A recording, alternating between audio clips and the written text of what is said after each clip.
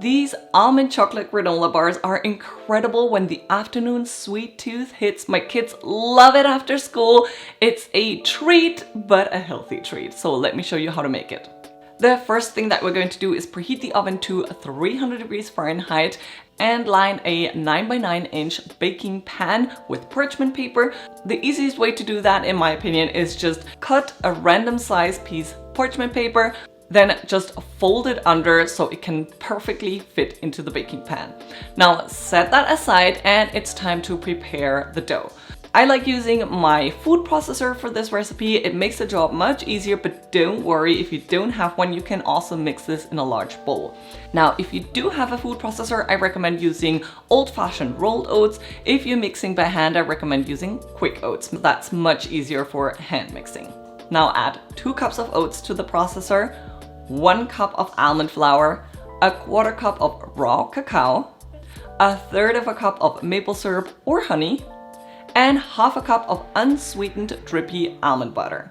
Now start processing, and in between you're gonna have to use your spatula to scrape down the sides. I did this 5 to 6 times throughout the process. And then when your food processor starts to form little balls like this one, that's when the dough is ready. When you're hand mixing, I recommend using fingers and pressing down on the dough to see if it's sticky. Once it's sticky, it's ready to go. Now pour this all into your parchment paper lined baking dish and press down firmly. I'm using a glass to really press down, and then I use the spatula to press down on the sides and in the corners. It's important that you take your time and press it all down evenly, or else it will crumble later. Now place this in the oven for 15 minutes. And after the baking time, place it on a wire rack so it can cool down quicker. In the meantime, we're going to melt some chocolate. Get 3.5 ounces of dark chocolate and break it up into a bowl.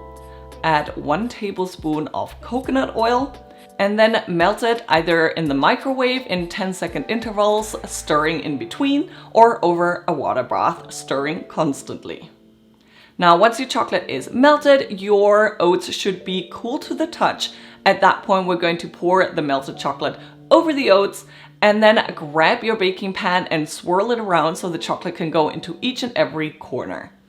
And now comes the last ingredient, sliced almonds. Sprinkle them on top of the chocolate and then place the baking dish into the fridge for at least 1 hour. Longer is better.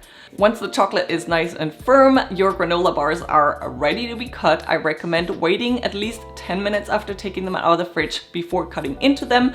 This helps so the chocolate gets a little bit to room temperature and doesn't crack when you cut them.